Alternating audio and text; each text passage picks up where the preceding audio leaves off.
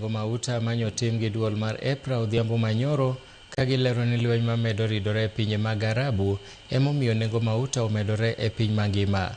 Kokale oboke ne ute mag fwambo weche, jatend migawo mar teko Opiyo Wandayi olero ni nengo mar kelo mauta ma super petrol e pachoka omedore kowuok e $823.27 e cubic mita mane entiere dwe mar adek nyaka